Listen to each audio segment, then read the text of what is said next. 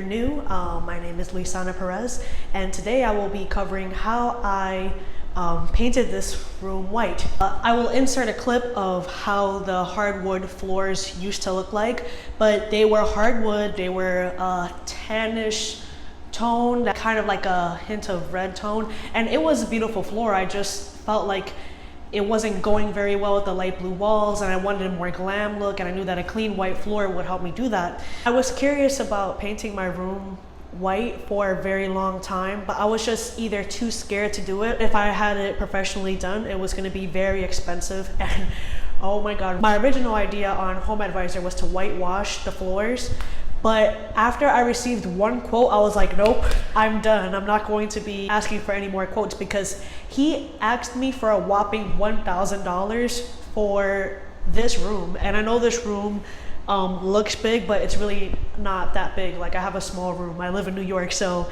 you know how small the rooms are. So after that, I was like, hell no, I'm going to be painting this room myself. I was looking up how to paint the floors. Every time I was looking up an article, they were telling me that I had to sand down the floor and I had to do like this coat and that coat, and I was like, that is too much work. So I looked up on YouTube how to paint a floor, and I stumbled upon this lovely YouTuber.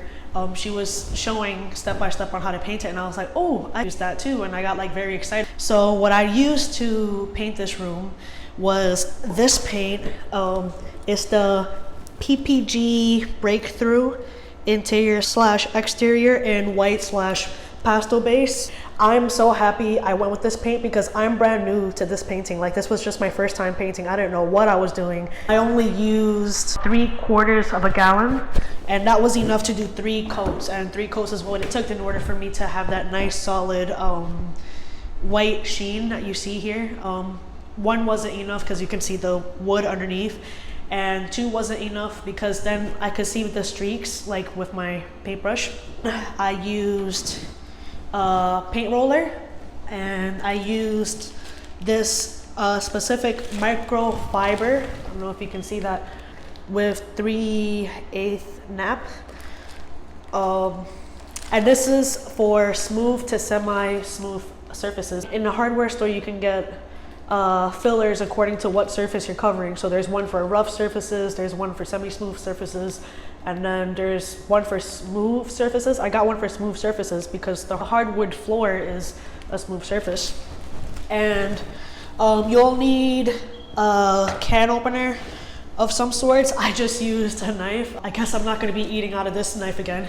But yeah, I use a knife to take the lid off.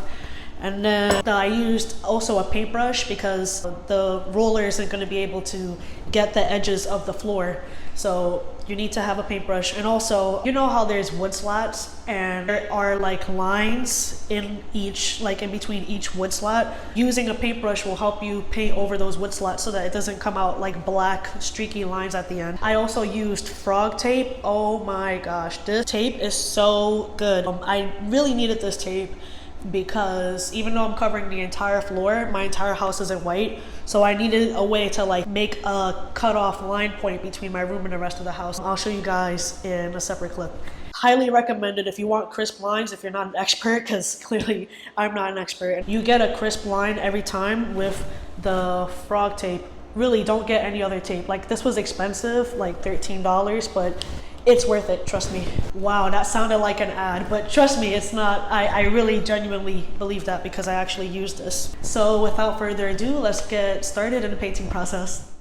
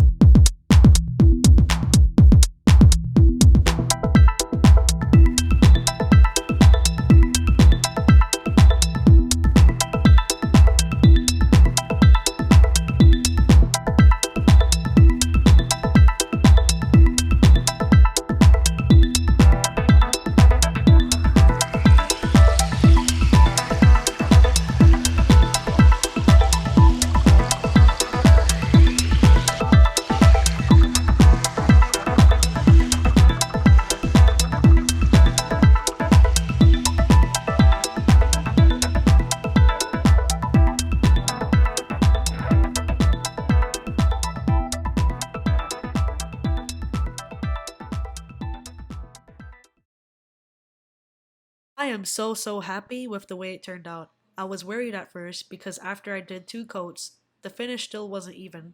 But after the third coat, it was perfect. It's worth noting that at the end, it still didn't cover the blue splotch of paint I got on the floor when I painted my walls blue, and I still saw some black streaks of the wood panels, but I don't mind these blemishes since the bed will cover them. Also, I waited 2 to 3 hours in between adding a new layer of paint to be sure it was dry, and after I was done with the third coat, I waited 48 hours to move the furniture back inside. Overall, the entire process takes 3 days. And finally, I do want to mention the total cost of everything. That one can of paint I showed you was $64. The paint roller kit was $11. The smooth roller refill was $6, and a frog tape was $13, for a total of $94. And I am so happy that I didn't shell out $1,000. At the end of the day, if you can afford to get it professionally done, I suggest you do so. But if you're someone like me who is on a budget, this is the way to go. And that wraps up today's video. I hope you guys found it helpful, and I hope this gave you motivation to paint your own floors, because I really liked how this turned out. And I'll see you in the next video. Bye.